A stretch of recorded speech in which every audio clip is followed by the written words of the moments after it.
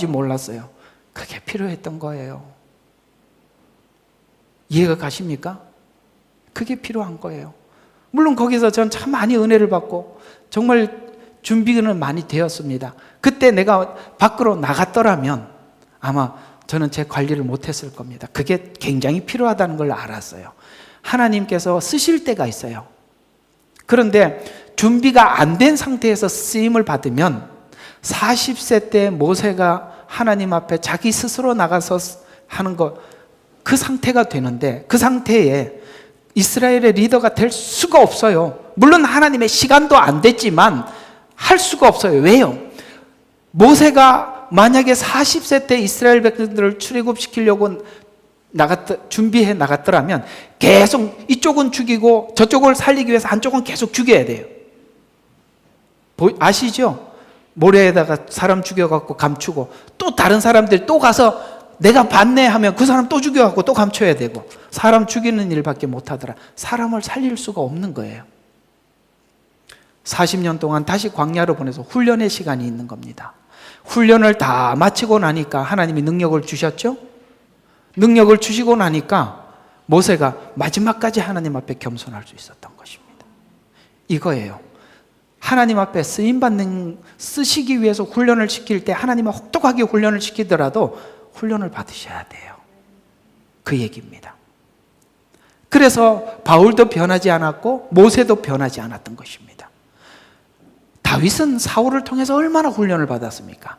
다 그런 기간들이 있는 거예요. 뭐 몇 가지 아는 거 가지고 꺼내놓지 마세요. 그건 누구도 할 수 있는 일이에요. 그게 내가 가지고 있는 전부가 아니에요. 그거는 너무나도 얄팍한, 진짜 복음의 능력은 뭐냐면 절제할 줄 아는 거예요. 자기를 조절하는 능력이에요. 복음이 있으면 뭐예요? 자기를 조절을 못하는데. 좋은 차는 브레이크가 좋아야지. 우리는 엔진만 생각하죠. 엔진이 좋을수록 브레이크가 고장나면 사고가 큰 거예요. 그래서 오늘 이 쭉 고백을 하다 이어서 17절에 이렇게 고백합니다. 이제 영원하신 왕, 썩지 아니하시고 보이지 아니하시고 홀로 지혜로우신 하나님께 존귀와 영광이 영원 무궁토록 있을지어다라고 영광을 하나님께로 올려드리지 않습니까? 지금까지 그가 많은 지혜를 써서 복음을 전했어요. 그러나 홀로 지혜로우신, 이렇게 이야기합니다. 바울의 지혜가 아니라 하나님 홀로 지혜로우시고, 그 다음에 존귀와 영광, 그 모든 것을 영원토록 하나님께 있습니다. 올려드릴 수 있는, 이게 진짜라고요. 이게 그냥 생기는 게 아니라 엄청난 과정을 통해서 바울이 만들어진 거거든요. 예수님을 박해했던 바울은 이유 없는 무조건적인 자비를 입혀 구원하셔서, 구원이 오직 자기에게는 어떤 이유가 없고 오직 하나님께 은혜와 자비의 있음을 경험하게 해서 복음을 전하게 하시고, 열매가 있을지라도 구원하신 지혜와 영광이 오직 하나님께 있음을 돌리게 하려고 완벽한 죄인을 구원하시는 방식으로 자신이 하나님께 돌아왔다고 고백하고 있는 것입니다.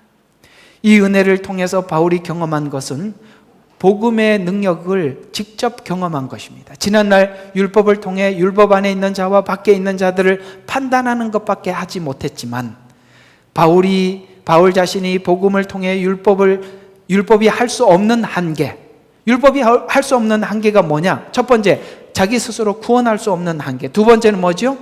자기 마음을 바꾸는 능력. 이건 못하는 거죠. 그렇잖아요. 예를 들어서 호주에 법이 있고 대한민국에 법이 있다고 가정합시다. 근데 그 법을 지키기 위해서, 여러분, 법을 지키기 위해서 내 마음을 바꿔서 법을 지키는 사람이 있나요? 그래, 여기는 50km니까, 차를 타고 50km니까 내 마음 본질이 바뀌어서 50km로 가야지, 이런 사람은 없고 벌금 안 내려고 50km로 가는 거지. 율법은 그래요. 율법은 밖에서 나를 강제하는 힘이에요. 그러나 안에는 아무 일이 없어요. 악함 그대로 있는 것입니다. 그러나 복음은 내 안에서 나를 다스리는 능력이에요. 그게 다르더라는 거예요. 그러니 이 바울이 이 복음 안에 들어와서 얼마나 자유를 느꼈겠어요.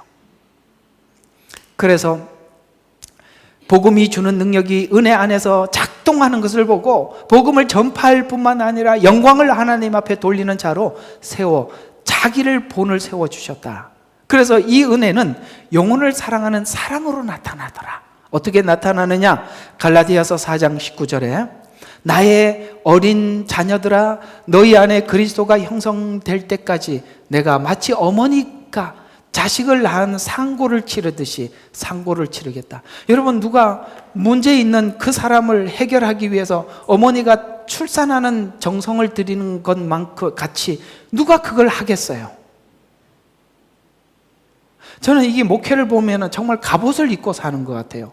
갑옷을 입고 자고 일어나면 또 갑옷이 입혀 있는 것 같아요. 늘 마음에 또 일어나면 누구 생각나고 또 이렇게. 이게 어떤 목사님이 은퇴식에 이런 이야기를 합니다. 은퇴한 기분이 어떠세요? 하고 제가 물어봤더니 내가 갑옷을 벗은 것 같아. 이해가 간다고. 이게 왜냐하면 자기는 평생 갑옷을 입고 사는 것 같았대요. 근데 딱 다음 사람에게 위임하고 물려주고 나니까 갑옷이 벗겨져 나간 것 같더래요. 그렇게 자유로울 수가 없대. 그래서 그냥 누가 낚시를 간다고 뭐라 그러나, 뭐 호주는 그런 게 없어서 괜찮지만 한국은 낚시 가면 아니 목사가 낚시만 해? 이렇게 하거든요. 근데 누가 우리 문제를 가지고, 여러분과 생판 알지도 못하는 사람 문제를 가지고 산고를 치르는 결심을 하고 하겠어요? 바울이 그걸 할 수 있는 것은 그리스도 안에서 상대방을 보고 하나님의 마음을 보았기 때문에 그런 것입니다. 또 자녀가 태어나기까지, 태어난 자녀가 자라기까지, 자란 자녀가 또 다른 자녀를 낳을 때까지 산고를 치르는 힘은 은혜로 구원 얻은 힘이 그 일을 하게 하는 것입니다. 로마서 1장 16절, 오늘 금방 읽었던 이 내용이 바로 그 얘기입니다. 복음을 부끄러워하지 아니하는 것은 이 복음이 믿는 모든 사람에게 구원을 주시는 하나님의 능력이 됨이라고 말하는 이 능력이 구원의 능력을 넘어서서 전도, 선교, 새신자를 나음과 자라게 할 때까지 어미 같은 심정으로 산고를 치르는 능력을 오늘 바울은 능력이라고 표현하고 있는 것입니다. 바울이 받은 은혜가 자신을 율법에서 구원하신 능력 이상으로 복음을 전파하면서 찾아오는 책임과 책임을 다하면서도 하나님 앞에 도리어 감사하고 그 영광을 하나님께 돌려드리는 능력은 딱 하나님 앞에 얻은 이 자비, 그것이 바로 능력이라는 것을 알게 돼요. 이 자비가 너무나도 큰 일을 하는 거예요. 나를 완전히 바꿔놓는 것이지 않습니까? 바울이 로마에 있는 교회, 특히 로마를 통해서 이방인에게 복음을 전파하려는 마음을 가진 이유는 처음부터 하나님이 이런 계획을 말씀하셨음을 알았기 때문인데, 창세기 12장 2절을 바울은 가슴에 두었던 것입니다. 하나님께서 구원을 하기 위해서 그 구원의 계획을 세워주었던 아브라함에게 했던 말씀이 무엇인가 하고 접근을 해 들어가 봤더니 오늘 말이 잘 안 돼. 봤더니 아브라함을 부른 이유가 이것이래요. 자, 보세요. 내가 너로 큰 민족을 이루게 할 것이다. 이스라엘이라는 민족은 사실 크지는 않아요. 그러나 왜 크지요? 그들이 하나님의 복음을 가지고 있기 때문에 큰 민족입니다. 그래서 큰 민족을 이루게 할 것이며 내게 복을 주고 내 이름을 위대하게 하리니 너는 복이 되리라. 무슨 말입니까? 아브라함의 후손은 지금 이스라엘 그 후손이 아니라 영적 아브라함의 후손을 생각하여서 큰 민족이라고 하는 거예요. 그러니까 여러분과 저도 누구의 후손이 됐죠? 영적 아브라함의 후손이 된 거거든요. 그걸 지금 바울은 그게 무슨 말인지 알게 된 거예요. 그렇구나. 우리 이 유대인을 부른 이유는 우리 유대인을 통해서 많은 아브라함의 영적 후손들을 길러내기 위해서, 그들에게 복음을 전파하기 위해서 하는 거구나. 자신이 유대인이다 보니까 그 사명이 자기에게 있다는 것을 다른 사도들은 몰랐지만 누구요? 바울은 알게 된 거예요. 그래서 자기가 이방인의 사도로 자처하게 된 것입니다. 그래서 구원의 능력을 경험하게 했고 바울은 그 능력으로 복음을 전파하는 일을 할 수 있었어요. 왜? 자기가 그 상태에서 구원을 받았기 때문에 하나님을 전혀 알지 못했던 이방인이라 할지라도 하나님은 하신다는 걸 믿었기 때문에. 우리는 불신자들 막 지나가면서 뭐 이렇게 욕하고, 요번에도 가면 막 손가락 중간에 올리고 막 소리 빽 지르고 가는 사람들도 있더구만요. 그러나 하나님의 능력은 그들도 돌이키게 하는 힘이 있어요. 불가능이 어디 있어요? 아니, 우리가 가장 정확하게 알 수 있는 건 뭐냐? 내가 왔잖아요. 한번 생각해봐요. 나보다 더한 사람이 또 있나? 아, 없구나. 우리는 항상 생각해보면 죄의 끝판왕이 나야. 내가 왔잖아요. 그러면 다른 사람들 이렇게 관찰을 해보면 나보다 나은 게 많아요. 가능성이 훨씬 많죠.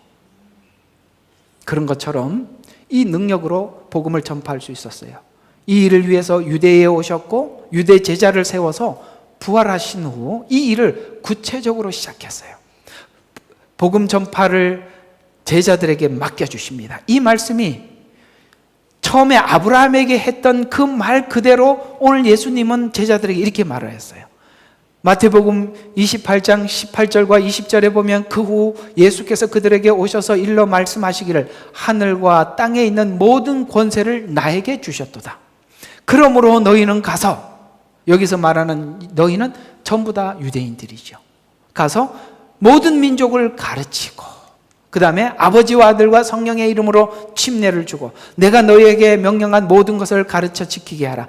보라, 내가 세상 끝날까지 항상 너희와 함께 있으리라 라고 유대인들에게 약속하셨고 실제 7년 환란기에도 하나님이 이 복음을 전파하기 위해서 그들과 함께 하는데 오늘 그 유대인과 접붙임을 받은 우리에게와도 동일한 약속을 하신 것이에요. 1차적인 약속은 그들이며 우리는 그의 접붙임 받은 자로서 동일한 약속이 우리에게 있는 것입니다. 이 사명이 아브라함에게 주신 사명이고 후손인 유대인에게 주신 사명이며 그 사명을 제자들에게 주셨고 이 부르심을 유대인 교회는 이해하는 중이죠. 그러나 이 부르심을 알지 못해 스스로 나가지 못하고 유대 교회에 큰 핍박이 일어나, 아시겠어요? 유대인들이 이 사명을 잘 몰라서 그냥 그 안에 머물러 있어요. 하나님께서는, 예수님께서 분명히 말씀하셨어요. 너희는 예루살렘과 그 다음에 여기 머물지 말고 그 다음에 사마리아와 더 나가서 땅끝까지 복음을 전파하라고 했는데, 여러분 사도행전을 보면 유대교회가 부흥하기 시작합니다. 그랬더니 그들이 매일 저녁마다 모여서 먹고 마시고 그렇게 했었어요. 그렇다가 무슨 일이 있었습니까? 이제 큰 핍박이 일어나서 흩어지게 되었습니다. 실제적으로는 유대인들이 흩어진 사건이 AD 70년에 유대인들이 흩어지게 되었지만 마태복음 28장에 사도들에게 맡긴 복음이 그들이 스스로 자발적으로 나간 것이 아니라, 이방인에게 나간 것이 아니라 하나님께서 그들이 그냥 모여 있으니까 흩어버린 거라고 이렇게 설명을 하고 있어요. 그게 바로 사도행전 7장 이야기입니다. 그러니까 사도행전은 예수님이 말씀하신 그대로 전 세계에 복음이 어떻게 전파되었느냐라는 설명을 할 때 유대인들이 스스로 나간 게 아니라 핍박이 일어나서 나갈 수밖에 없어서 갔다, 이렇게 표현하고 있어요. 한번 물어봅시다. 스스로 가는 게 좋아요? 이렇게 해석하는 게 좋아요? 그러니까 이게 좋은 말 할 때 전도하라면 하라고요. 그러니까 안 하고 있으면 하나님이 이렇게 하신대. 한번 볼까요? 자, 스데반이 이제 이 유대인들을 둘러 세워놓고 이렇게 설교를 해서 돌에 맞아 죽습니다.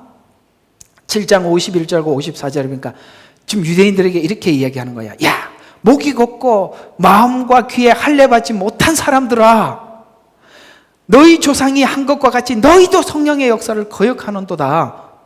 이제 이 얘기 듣고 사실인데 기분 나쁜 거예요. 그러면서 선지자들 가운데 너희 조상이 박해하지 않은 사람이 어디 있느냐, 또 뿐만 아니라 또 의로우신 분이 오심에 관하여 미리 말한 그를 죽였고, 그게 뭐예요? 메시아가 왔는데 너희가 죽였다. 너희는 그 의로우신 분을 배반한 사람이요 살인자가 되었으니 너희가 천사들을 통해 지시하신 율법을 받고 지키지 아니하였도다. 그들이 이런 말을 듣고 마음이 상하여 그를 향해 이를 갈더라. 아시겠어요? 이 이야기는 조상 때부터 이 말은 딱 한마디가 이 말이에요. 너희들이 하나님의 말씀에 한 번도 순종한 적이 어디 있느냐? 그가 메시아라는 걸 알면서 쫓아다니고 나중에 예수님을 십자가에 못 박으려 말냐 할 때 너희들이 십자가에 못 박으라고 외친 것처럼 그렇게 안 한 적이 어디 있느냐라고 하면서 그들이 이 말을 들었을 때 어떻게 했어요? 마음이 상해서 이를 갈더라, 이렇게 표현하고 있어요. 여러분, 말씀을 듣고 지적을 하면은 이가 갈리십니까? 그러면 안 된다 이 말이에요. 그래서 유대인들의 거절로 인해서 하나님은 예루살렘 교회에 핍박이 오게, 그게 이제 7장 이야기예요. 안 가니까 하나님 핍박을 줘서 이 핍박으로 인해서 유대교회는 이방인에게 흩어지기 시작했고 실제 유대인들은 AD 70년에 온 세계로 다 흩어져 버리게 된 겁니다. 그래서 사도행전 8장으로 넘어가서 이제 스데반 설교 이후에 사울이, 여기는 이 사울은 바울이죠, 그를 죽이는 것에 찬동하더라. 그때의 예루살렘 교회에 큰 박해가 가해졌으니 사도들을 제외한 모든 사람들이 유대와 사마리아 전 지역에 흩어지더라. 이게 어떤 설명을 하고 싶은 거냐면, 누가가 이 사도행전을 기록하면서 이 복음을 원래 유대인들이 전할 사명을 받았는데 안 들으니까 하나님께서 이 교회에 핍박을 줘서 흩어지게 만들었다, 이렇게 말씀하고 있습니다. 하나님께서 여러분들을 향해서 어떤 계획을 가지고 있으시면 그 계획을 하나님이 반드시 하십니다. 스스로 안 하면 이렇게 하게 하세요. 신학교 교수 생활을 할 때 제가 1학년 강의를 들어가면 입학을 한 학생들에게 제가 시간을 줘서 짧게 왜 어떻게 여기 온지 이야기해봐라. 근데 나는 참 안타까운 게 스스로 온 사람이 하나도 없더라는 거예요. 딱 이렇게 왔어요. 하나님이 가라. 그럴 때 거절하고.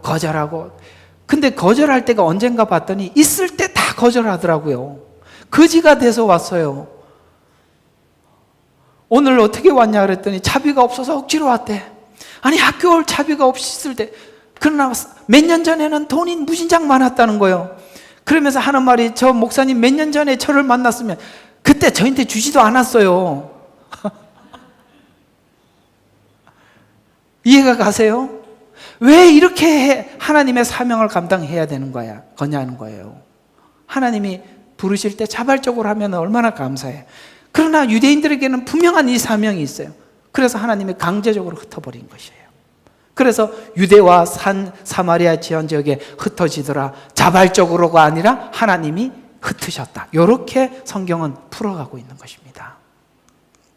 사도행전은 이스라엘이 땅끝까지 복음을 전파하기 위해 예루살렘 교회 핍박을 통해 흩어지게 되었고 증언하고 있습니다. 흩어진 이유는 유대 사마리아 땅끝까지 가야 했기 때문입니다. 오직 성령이 임하면,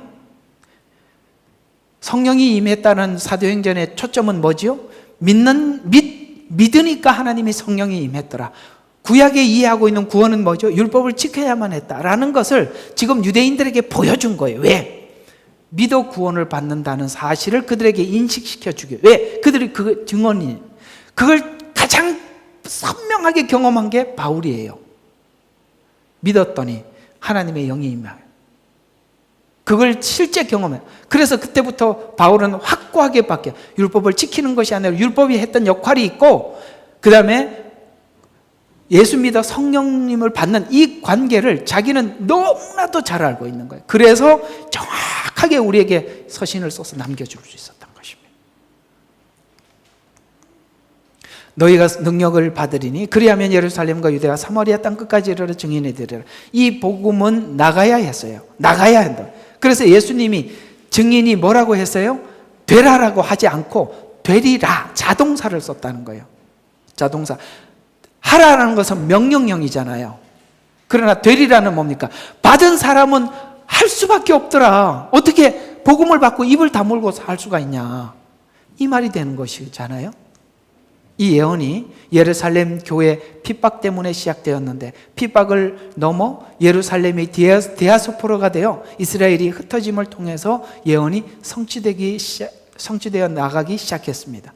바울이 이렇게 구원을 받은 것은 책임감이 되었고 그 책임을 주님이 부르실 그날까지 두렵고 떨림으로 감당하게 돼서 오늘 마지막에 불렀던 그 찬양, 참 바울의 신앙 고백이었습니다. 고린도전서 9장 16절과 17절에 내가 복음을 전할지라도 내가 자랑할 것이 없으니 이는 부득불 해야 할 일을 했기 때문이라. 아시겠어요? 하여야 할 일을 했습니다. 여기 성경에 보면 하나님의 의인들이 하나님 앞에 서서 뭐라고 했습니까?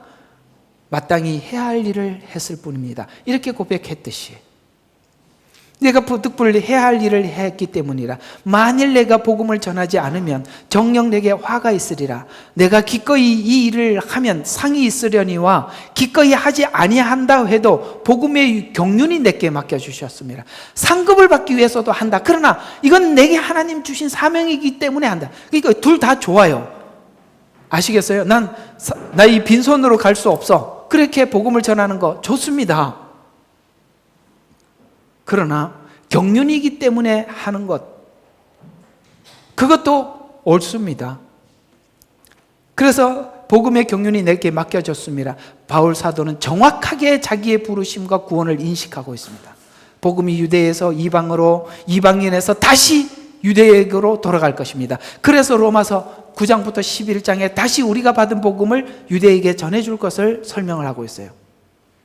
그래서 지금 유대교회의 부르심을 정확하게 파악하고 있습니다. 결론입니다.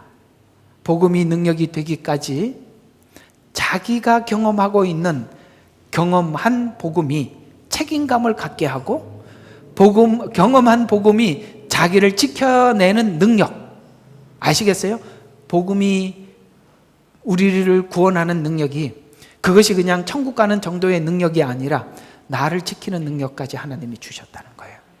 그러면 복음을 받고 조금 뭘 하고 으쌰으쌰하고 어깨에 힘들어가는 거는 그거 복음에 대해서 분명히 잘못 알고 있는 것입니다. 여러분들이 주님을 위해서 뭘 하더라도 할 말이 없는 사람들이에요. 구원의 능력, 부르심의 능력, 더 나아가서 자기를 지키는 겸손의 능력, 책임감에 하나님께서는 능력까지 부어주셔서 복음을 전하는 자도 지키고 복음을 받은 자도 지켜내는 능력. 율법은 지키는 자와 지키지 못하는 자, 율법을 지켰다 못 지켰다라는 구별하는 것밖에 하지 못하는데 이 복음은 자신을 낮추고 감추는 능력을 바울에게 직접 경험하게 한 후 바울은 이 능력의 복음을 타인에게 전해서 돌아오게 할 뿐만 아니라 바울 자신에게도 엄청난 능력으로 다가오더라는 것이죠. 결론이 한 번 더 이야기를 하면 세상은 남들이 갖지 못하는 부요한 것을 갖고 나면 자랑거리가 되고 유세거리가 되고 권력이 됩니다. 그러나 복음은 우리가 나누어 주고도 기뻐하고 나누어 주고도 하나님께 영광을 돌리는, 그야말로 모든 영광 하나님께 돌려드렸던 이 바울 사도와 우리의 믿음의 길을 갔던 사도들의 그 길을 우리도 오늘 부르심을 받아서 따라가는 것입니다.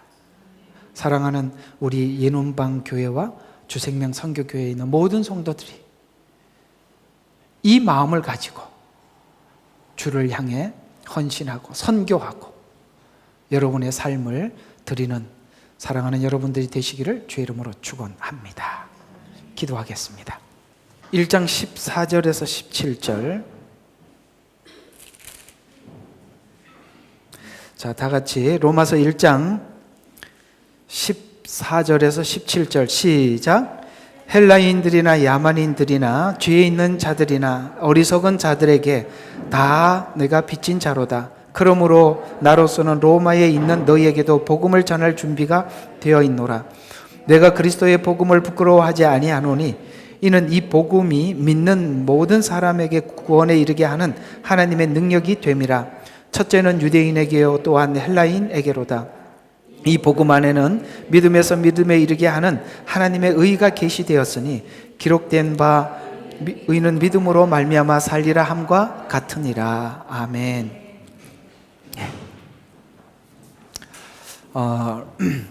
로마서를 볼 때 1절부터 오늘 금방 읽었던 17절이 너무나도 중요한 구절이거든요. 그러니까 1절부터 17절이 굉장히 중요한 구절인데, 그러니까 이 구절은 대략 인사말이구나 하고 넘어가지만 이 내용이 가장 중요한 이야기입니다. 그리고 이제 다음 주부터 여러분들과 함께 해야 될 내용이 뭐냐면 이제 죄에 대한 지적입니다. 유대인들의 죄가 무엇이며 이방인들의 죄가 무엇이냐라는 이야기를 하죠. 그래서 이렇게 구조가 되는 것입니다. 복음은 구원을 주시는 하나님의 능력이다. 그러니까 구원을 주시는 하나님의 능력이다. 이게 포인트예요. 오늘 로마서 전체의 핵심 주제입니다. 근데 구원을 주시는 하나님의 능력인데 어떻게 구원을 주셔서 능력이 되느냐면 믿음에서 믿음에 이르게 하는 능력이다, 이런 말이에요. 왜 이게 중요하냐면 다음 주부터는 죄에 대해서 신랄하게 이제 쭉 펼쳐놓거든요. 그러니까 이 죄를 스스로 용서받을 수 없는 우리가, 그러니까 우리 스스로 용서받을 수 없는 우리가 예수님께서 십자가에 피 흘려 죽으심으로 그걸 믿어서 우리가 구원을 받는 능력인데, 그것이 처음에 믿어서 내가 구원을 받아요. 믿어서 구원을 받지만 믿어서 구원받는 것이 또 다른 능력으로 나타난다는 거예요.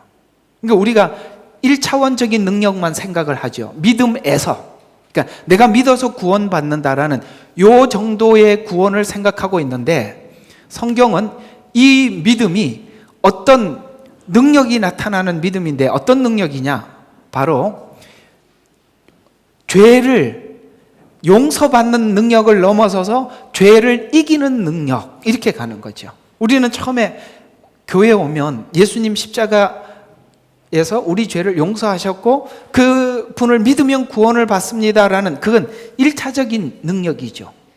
그러나 이 능력이 그냥 믿어서 구원받는 것을 넘어서서 어떤 새로운 능력을 갖게 되는데, 그 능력이 뭐냐면 죄를 용서받는 걸 넘어서서 내 속에 죄를 해결하고 지우고 이겨서 주님을 사랑하는 데까지 가는 능력.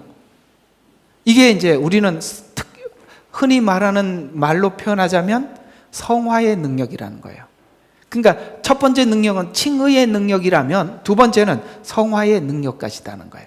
이걸 우리가 이해한 사람이라면 이 능력, 이 복음이 이 안에 있는 능력이라는 것을 이해한 사람이라면 복음을 정말 가슴 깊이 받아들인 사람이고, 이 능력을 모른다면 아직도 이 복음에 대한 이해가 없는 것이다 라고 오늘 이 설교를 들으면서 여러분 스스로가 생각해 보셔야 되는 것이죠. 자, 그 부분에 대해서 이런 이야기입니다. 복음은 구원받는 능력이면서도 우리가 주를 위해서 우리 죄를 지우고 더 나가서 주님을 위해서 헌신하고 수고하더라도 그것이 내가 영광을 받는 것이 아니라 하나님께 영광을 돌리는 능력이다라는 차원에서 오늘 이 능력을 여러분들과 함께 나누어 보도록 하겠습니다. 자, 그러면 오늘 이런 이야기가 되는 것입니다. 우리는 복음을 받은 자들이고, 또 복음을 받으면 다음 생각이 드는 게 뭐냐면 이 복음에 빚진 자라는 생각이 드는 것이 당연한 것이죠. 그리고 또 이 복음을 경험한 자에게 나타날 수밖에 없는 삶의 현상들이 있다는 것이죠.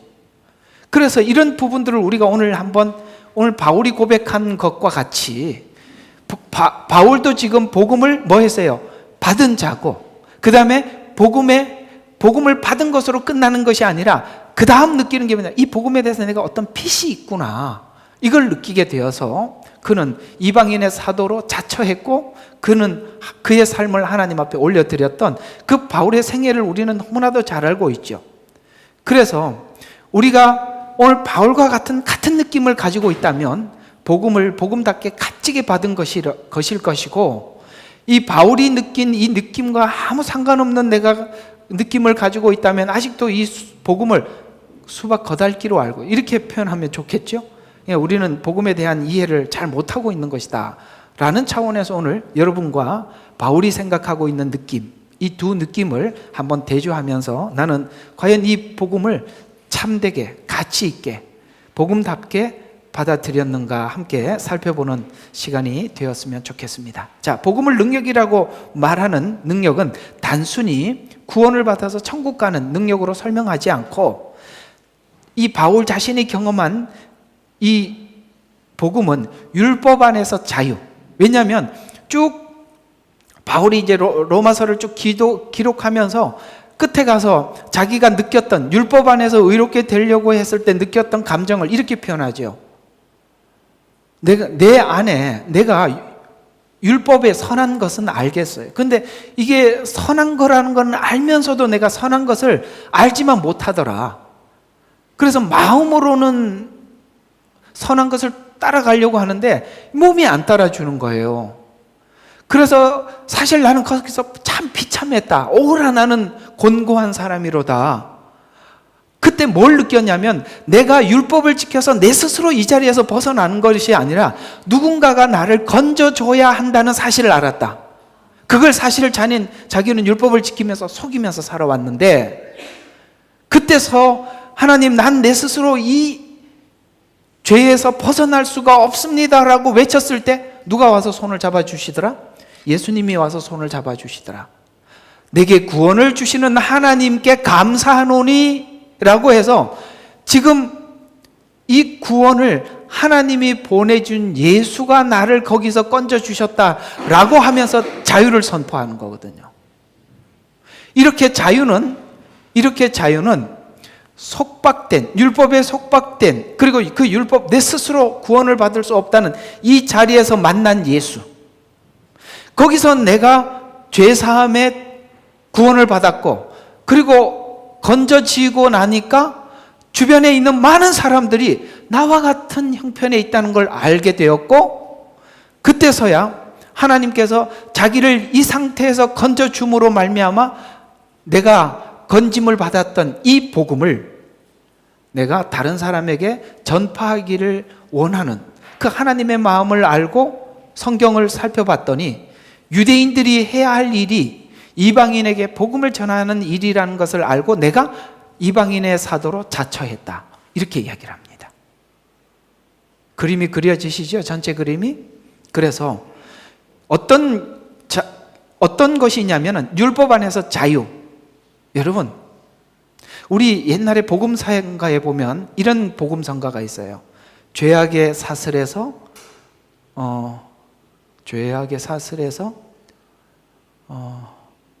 그 다음이 생각이 안 나네. 눈물을 흘릴 때, 하여튼 뭐에 눈물을 흘릴 때,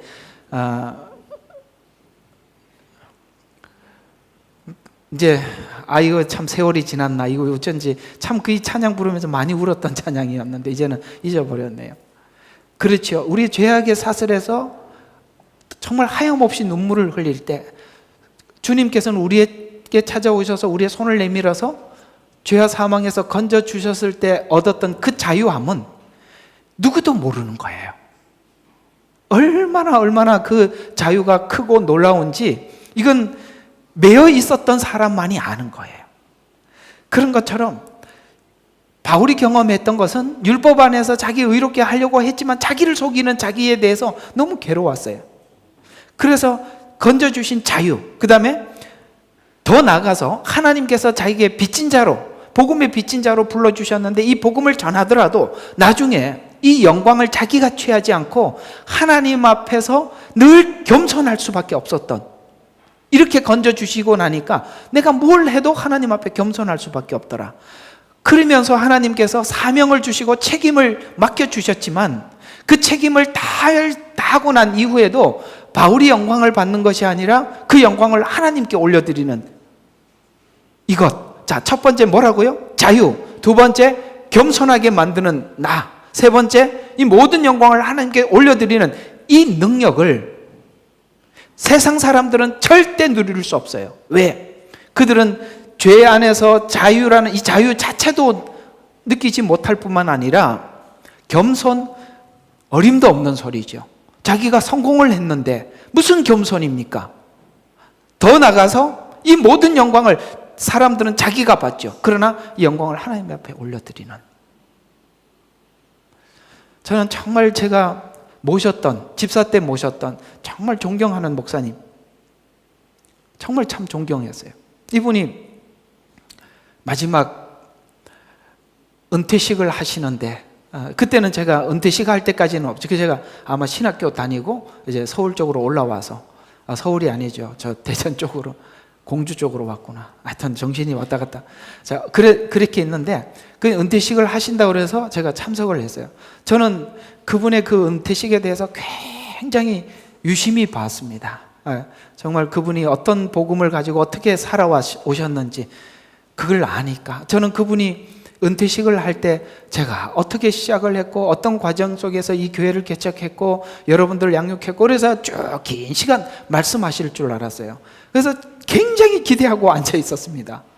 와, 저는 그분의 그 은퇴식을 잊을 수가 없어요. 이게 하나님의 종들의 마지막 영광을 하나님 앞에 돌려드리는, 이게 이렇게 끝이 나는 거구나. 그분은 아무 소리 하지 않으셨습니다. 딱 찬양 한 곡 부르고 내려가셨어요. 그 찬양을 지금도 잊을 수가 없습니다. 그 찬양이 이 찬양입니다. 모든 영광 하나님께, 모든 영광 하나님께, 모든 영광 하나님께, 나는 자유해. 그리고 끝이었습니다. 어떤 메시지보다 제게 그게 가장 컸어요. 그 마지막 그 모습을 나도 저렇게 마지막 이렇게 살아야 되겠구나 하고 마음에 굳게 결심했던 그것이었습니다. 여러분 이 찬양 아세요? 모든 영광 하나님께, 모든 영광 하나님께, 모든 영광 하나님께, 나는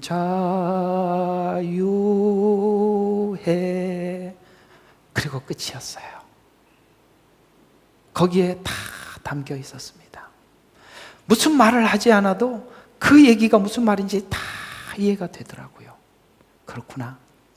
세상 사람들은 성공을 하면 성공 비법이 이렇습니다. 제가 이렇게 해왔습니다. 이렇게 할 텐데 그 모든 영광을 하나님 앞에 올려드리고 이제 자유의 시간을 보내시겠다고 내려가신 그 노 목사님의 마지막 모습을 지금도 잊을 수가 없어요.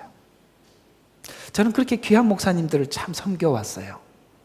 제게 너무나도 큰 참 이렇게 지금 다음 만났던 목사님도 최근에 소식을 들었는데 정말 그렇게 교회를 하고 그렇게 많이 선교를 하시면서 이제 은퇴가 한 3, 4년 남으셨는데 교회 퇴직금 미리 받아가지고 선교지에 다 보냈어요. 그 얘기 듣고 역시 처음에 하신 말씀대로 사시는구나. 참 멋진, 저는 그런 목사님들 정말 섬기고 살아와서 그게 그런 것 같아요. 누구를 보느냐, 어디에서 어떤 목사님을 섬겨서 어떻게 보느냐에 따라서 성도들은 그게 참 달라지는 것 같아요. 복음은 무슨 능력이라고요?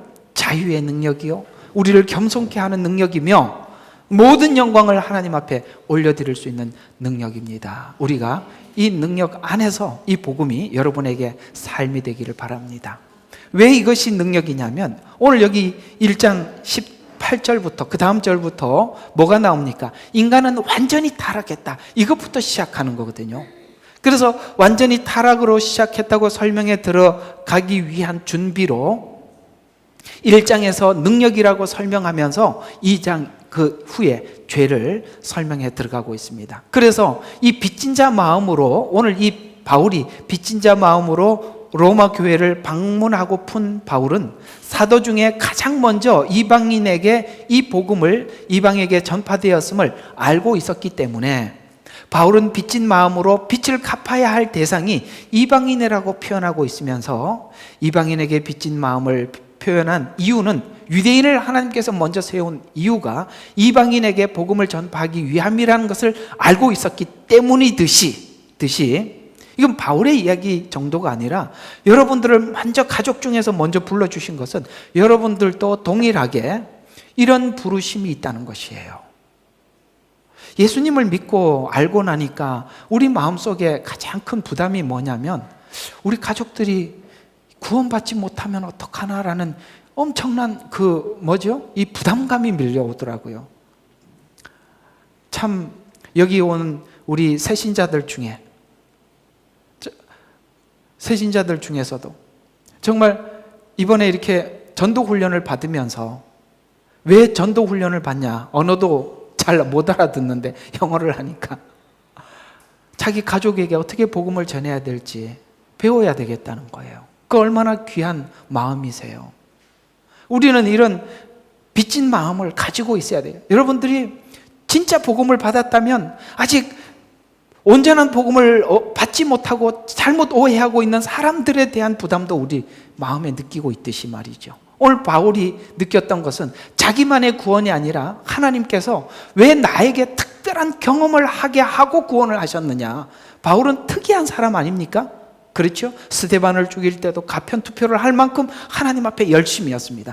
그렇게 열심이지만 실상은 마음속에는 말할 수 없는, 남들에게 꺼내놓을 수 없는 자기 위선에 대해서 괴로워했던 사람이에요. 이렇게 하나님 앞에 구원을 받고 보니 이 문제가 나만 있는 게 아니라는 걸 알게 된 겁니다. 그래서 빚진 마음을 가지고 있었고 로마에 있는 너희에게도 내가 빚진 마음을 가지고 있다. 그들은 난생 본 적도 없는데 무슨 빚진 마음이 있겠어요. 그러나 그 마음이 있더라라는 것입니다. 그래서 이 복음의 능력은 자기가 사랑할 수 있는 자만 사랑하는 것이 세상 사람들의 사랑이라면, 성도가 하는 사랑은 하나님이 사랑할 자라고 한다면 내가 사랑하지 못할 사람도 뭐 하는 거죠? 사랑해내는 능력이 복음 안에는 있더라는 거예요. 그래서 우리가 복음을 전하다가 누가 돌을 던지고 우리에게 욕을 해도 세상 사람들은 싸우겠지만 우리는 그것을 불쌍히 여기는 마음을 가지게 될 뿐만 아니라 하나님 앞에, 하나님, 제가 이렇게 내가 주님을 위해서 한 것도 없는데 이렇게 욕이라도 얻어먹게 하시니 감사합니다, 이런 생각이 들지 않으세요? 이게 복음을 가진 능력 아니겠어요? 내가 좀 오해를 받으면 어때? 하나님이 영광이 되면 감사한 일이죠. 이런 능력이 우리 안에 있더라는 것이죠. 하나님이 원하는 사랑은 누구이며 무엇일까요? 이것이 성도가 가진 책임감인데, 은혜 입은 성도가 된 자들에게 누군가 가진 책임감은 하나님의 빚을 진 마음으로 하나님께서 준비하신 섭리에 따라서 내가 복음을 전파하는 것입니다. 그래서 누구는 하나님 앞에 목사가 되기도 하고 선교사가 되기도 하고 교회 성도로서 교회에 할 일들을 찾아내서 여러분들이 할 수 있는 일들을 하는 것입니다.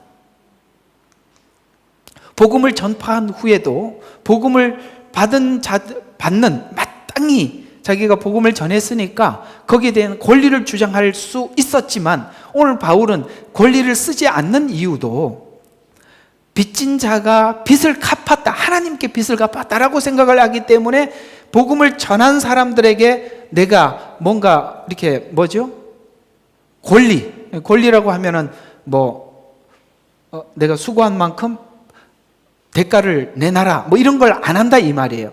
이 말이에요. 그래서 권리를 쓰지 않는 이유도 빚을, 하나님께 받은 빚을 사람에게 갚은 거니까 뭐예요? 빚 갚은 것밖에 안 되잖아요. 빚을 갚고 난 뒤에 또 뭘 달라고 얘기할 수는 없는 거 아니에요, 그죠?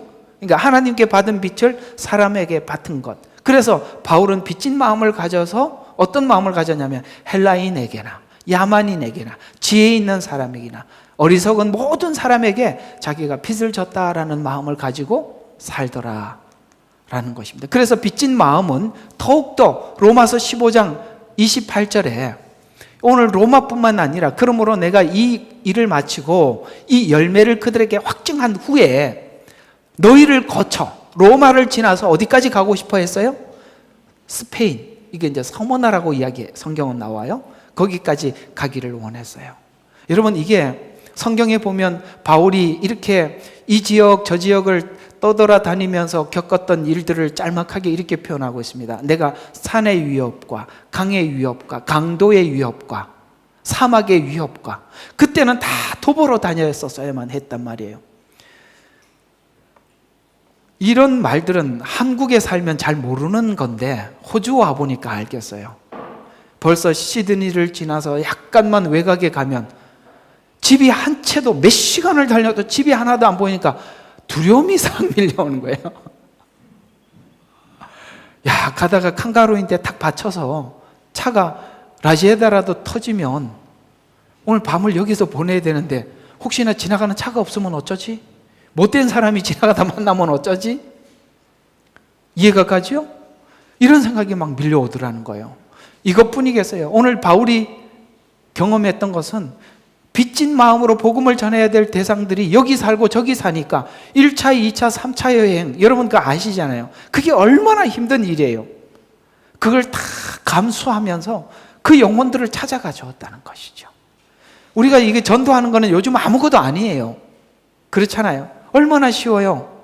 그냥 가서 피켓만 들고 있어도 전도가 돼요. 이번에 그 타운스빌 가가지고 우리 그 상명자매님 그거 전도하는 자리에 가고 우리 셋이 같이 가서 피켓 이렇게 들고 있으니까 사람들이 막 이렇게 지나가면서 빵빵 그려주는 사람도 있고 욕하는 사람, 그 다음에 이러면서 지나가는 사람, 또 아니 하다 보니까 누가 시원한 물 3개를 가지고 와서 먹고 가라면서 기도까지 해주고 가는 분도 계시더라고요.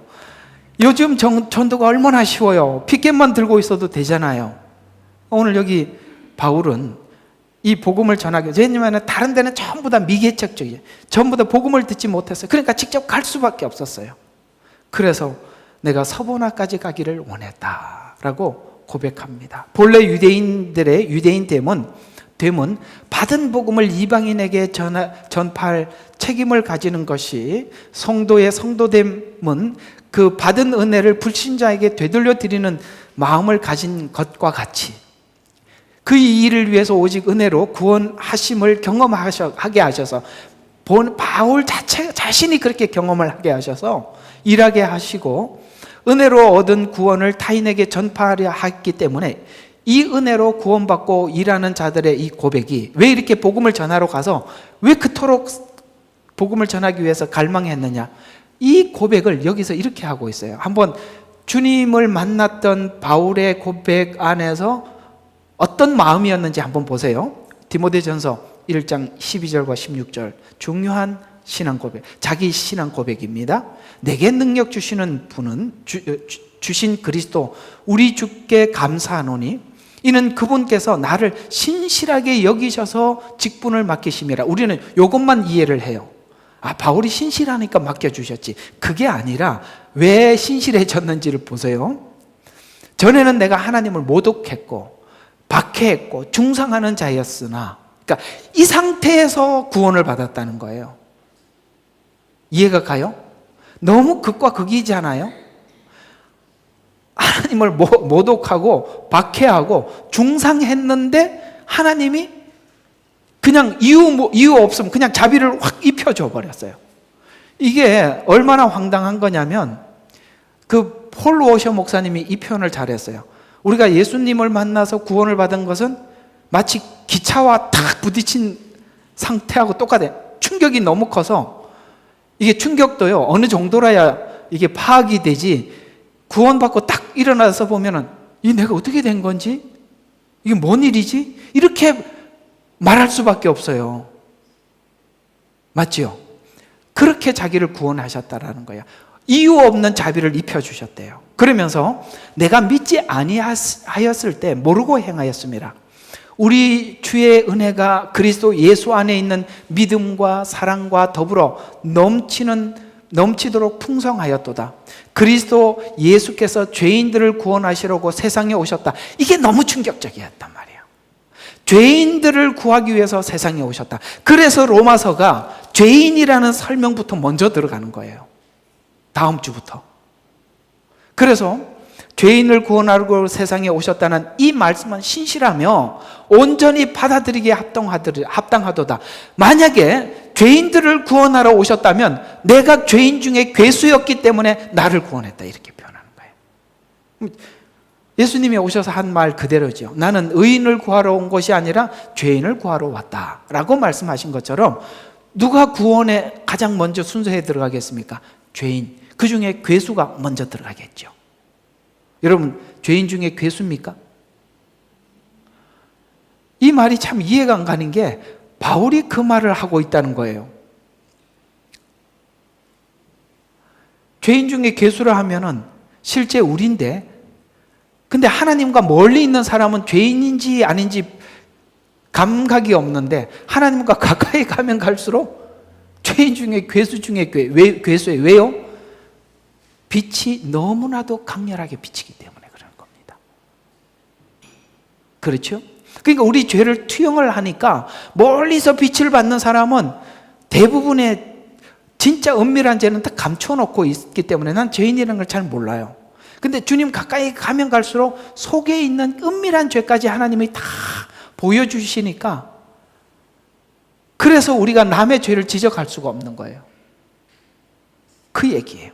그래서 나는 죄인 중에 우두머리라. 그러나 내가 자비를 얻은 것은 이 때문이니 곧 먼저 내 안에서 그 예수 그리스도께서 온전한 오래 참으심을 보여주셔서 그런 짓 할 때도 하나님이 참고 계셔서 후에 그를 믿고 영생 얻는 자들에게 샘플로 자기를 만들었다는 거예요. 누구보다 죄에 대해서 정확하게 알고 있는, 그걸 나를 구원하셔서 누구에게도 이 말을 하게끔. 그래서 하나님이 미리 구원할 수도 있어요. 예를 들어서 스데반을 죽일 때 우편 투표를 할 때 하나님이 정신 차리라고 하면서 막 혼낼 수도 있는데 그때는 그냥 내버려 두시고 스데반을 죽이는데 내가 사실 그때 바울이 증인이 되어 주겠다는 겁니다. 왜냐하면 그가 제사장들로부터 기독교인들을 핍박할 수 있는 뭡니까? 권한을 가지고 있었기 때문에 그 사람들, 돌을 던지는 사람들은 증인이 될 수 없어요. 그래서 바울이 증인이 되어줬어요. 그런 거 할 때도 하나님이 두시더라는 거예요. 이해가 가시죠? 예수님을 십자가에 못 박을 때도 하나님께서 그 자리에서 구원하는 게 아니라 못 박도록 두셨다는 거예요.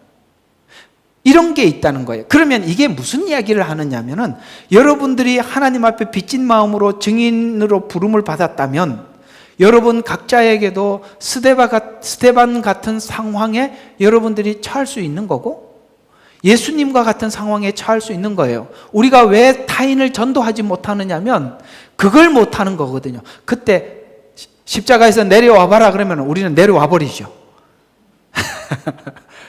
가만히 둘 수 없어. 하나님, 내가 십자가에 죽는 한이 있더라도 저건 해결하고 올라오겠습니다. 이렇게 해서 구원을 못하는 거예요. 그런 위기, 그 순간에 와서 결국은 죽기까지 고생해서 기도하면서 여기까지 왔다가 거기서 끝장이에요. 그냥 미끄러져 버리는 거거든요. 그래서 믿고 영생을 얻는 자들에게 본이 되게 하리라는 경험을 하게 해서 하나님 앞에 능력, 직분, 자비를 얻은 것이 믿음 안에서 풍성하게 넘쳐. 왜? 죄인 중에 괴수니까 은혜가 넘쳤단 말이에요. 그래서 넘치게 해서 이 복음을 전파하는 과정 속에서도 자기가 변질되지 않는. 왜 변질되죠? 욕심이 들어오니까. 욕심이 들어올 수가 없어요. 바울에게는 이미 완전히 차단된 상태예요. 이걸 누구인데도 자랑할 수 없는 거예요. 자기 생명을 들이더라도 할 말이 없는 이 상태로 만들어 놓고 뭐 하더라? 바울을 지켜나가더라. 하나님은 하나님의 복음을 전하는 사람들을 지키도록 안전장치를 만들어 놓고 쓰시는 거예요. 그걸 하나님이 안전장치를 하기 전에 나가서 자기 스스로 튀어나가면 그건 다 버리는 거예요. 하나님께서 훈련하실 때는 하나님 앞에 일하려고 하지 말고 훈련을 받으시라 이 말이에요. 제가 어느 날 전도사 때 훈련을 받는데 목사님이 제게 그러더라고요. 전도사님, 아무 일도 하지 마. 그리고 바깥에 나가서 설교할 생각도 하지 마.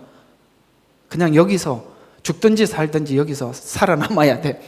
난 그게 무슨 말이야?